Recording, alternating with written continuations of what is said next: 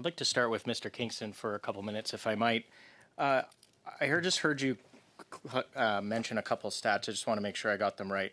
Did I hear you correctly? 90% of Canadian vehicles made in Canada today are exported? Yeah, approximately 90% is where it's been historically. Okay. I assume most of those are going to the United States? That's correct. Do any of them go to China? No. Okay. No, it would be minuscule and probably non-existent. Right. For a whole bunch of reasons, but really, they wouldn't even be allowed to go to China, right? No, due to tariffs, vehicle standards, divergence in regulations, it would not. That would not make sense or be possible. Right. And so I read in today's Globe and Mail, I think an opinion piece authored by Clean Energy Canada. I'm not sure if you're aware of that organization. I am. Yeah. They're suggesting that Canada opens its doors to electric vehicles coming from Europe, but in reality, I think they're actually coming through Europe, but from China. Is that your understanding? Yes, I've had a glance at the report. My understanding is the vehicles that were included in it, a number of them were coming from China to Europe and then proposing they come to Canada. Okay. And do you know, who funds Clean Energy Canada? Who's behind that? I mean, you disclosed who your members are. Do you know who the members of Clean Energy Canada are? I do not, and I've wondered because they've been very adamant that Chinese vehicles come into the Canadian market, but it's not clear to me. There's no transparency around who funds them. Okay, so Canadians really are being asked, or the government's being asked on behalf of Canadians to effectively allow vehicles from a country that won't allow our vehicles to go there so that they could displace vehicles that in theory are built here. Is that what your understanding is? That is my understanding of the ask, yes. Okay. And you mentioned the electric vehicle mandate, and I got to say, you've been very famous. You've been on TV a number of times. You've been giving interviews, and I saw an interview you did a couple weeks ago with on CBC actually with David Cochrane, and I think you mentioned there are currently Canadian auto manufacturers.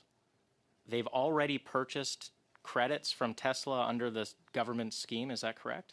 Yes, according to our estimates, there is a deficit of EV sales between now and 2030 of about 550,000. So that's compared to the government mandated targets. So to manage that deficit, companies have to contract with automakers that have surplus EV sales. And that would be anywhere, as we get towards 2030, the number could be as high as $3.6 billion.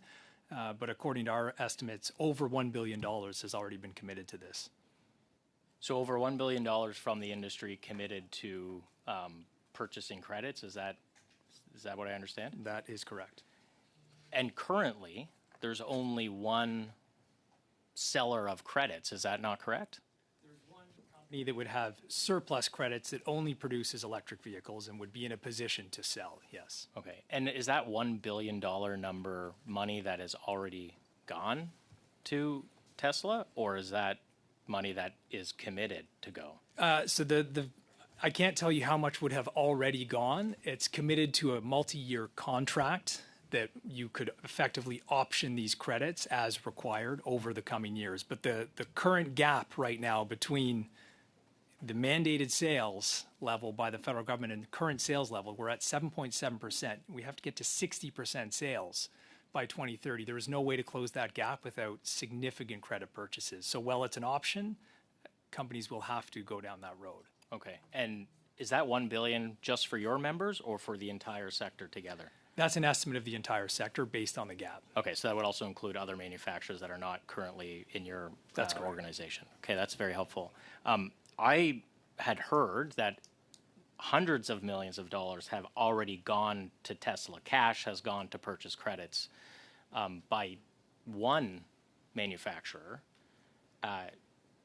Would that be your understanding that, would you ballpark how much you think cash has already gone to Tesla shareholders? Do you have an idea? Well, given that we're already in the 2026 model year and the gap is so significant, I think it's safe to say that hundreds of millions would have already been exercised, but I can't give you an exact figure. Right. So the Canadian government electric vehicle policy, just so I understand, the result is that Canadian auto manufacturers, the domestics that you represent, plus the ones from overseas that came here and invested billions of dollars in property, plant, and equipment, they have to send cash to a foreign automaker who has no manufacturing footprint in Canada and has no intention of having a manufacturing footprint in Canada. Is that how I understand it? That is correct. Okay.